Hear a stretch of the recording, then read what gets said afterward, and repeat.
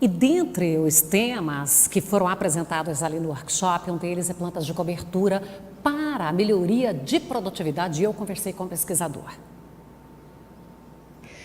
Eu estou com o professor e pesquisador Renato Lara de Assis e nós vamos falar de plantas de cobertura. Agora, essas plantas de cobertura têm um foco. Normalmente, qual é o foco dessas plantas de cobertura? É extremamente importante para o produtor é o seguinte, essas plantas de cobertura, elas têm várias finalidades, né? Entre elas é o seguinte, o solo tem que se manter coberto durante grande parte do ano, ou o melhor seria durante todo o ano. Então essas plantas de cobertura, essa palhada vai manter o solo protegido, principalmente contra a erosão, vai diminuir a perda de água pela erosão e também nós temos um fator muito importante que é a questão das raízes, que muitas das vezes a gente não se preocupa, a gente observa a planta acima do solo e o que tem abaixo. Então, o sistema radicular bastante agressivo, que explora o solo em diferentes profundidades. Então, com isso, o que é importante o agricultor ter em mente? Ele tem que diversificar o seu sistema produtivo. O que vem a ser isso? Ele tem que introduzir gramíneas e leguminosas no sistema. Então, é isso que eu vou abordar aqui hoje, apresentando alguns conceitos básicos e justamente depois eu vou abordar alguns resultados, alguns trabalhos que nós temos desenvolvido justamente nessa tônica.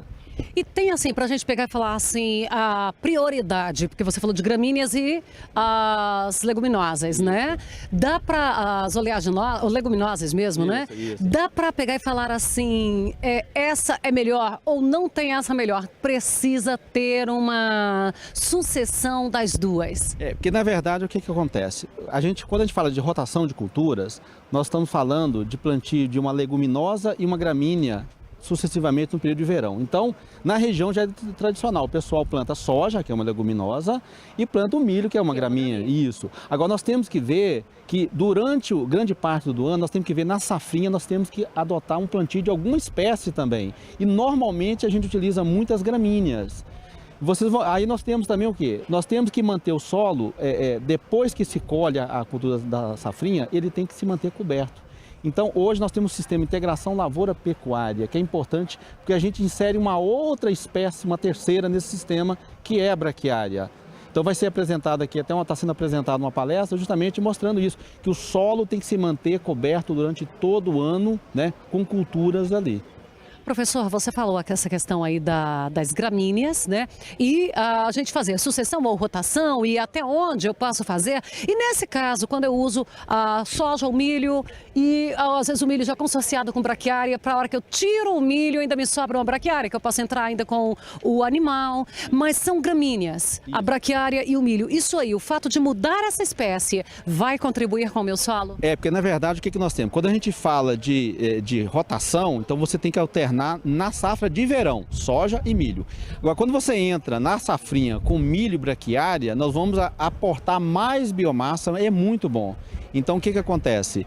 Se você plantar soja na safra de verão, planta o milho na safrinha consociado com a braquiária, justamente um dos melhores sistemas que nós temos hoje, porque nós vamos ter um aporte muito grande de palhada para o solo e também a gente pode depois, né, o gado pode alimentar dessa forragem num período, né, onde nós temos um déficit muito grande, nós não temos chuva, mas nós vamos ter ali naquela área uma grande quantidade de massa, de biomassa para o solo e para a alimentação animal. Então é importante ressaltar que aquela sucessão não elimina a necessidade da rotação para ocorrer ali naquele momento do plantio de verão. Exatamente. Nós temos que ter em mente o seguinte, na safra de verão, nós temos que alternar um ano soja, um outro ano milho. Porque o grande problema é que nós temos visto aqui nos últimos anos, o que acontece? O produtor é muito de utilizar soja, porque a rentabilidade é maior, só que cria uma série de problemas.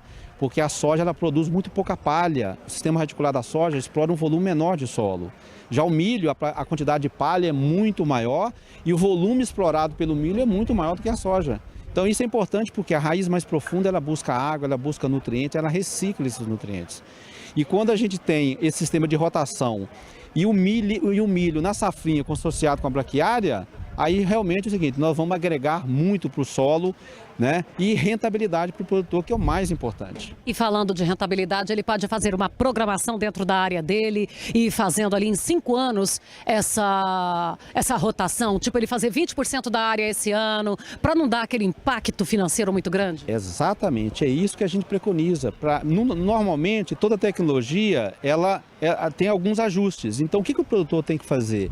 Ele tem que ir avaliar, pega uma área pequena, vai avaliando, para ele conhecer como é que é a dinâmica do sistema. Isso aí que é extremamente importante. Então, hoje nós estamos vendo a grande aceitação do sistema de integração da lavoura e pecuária justamente por isso, porque o agricultor já tem um conhecimento da dinâmica, o que ele tem que fazer, né? Isso é muito importante.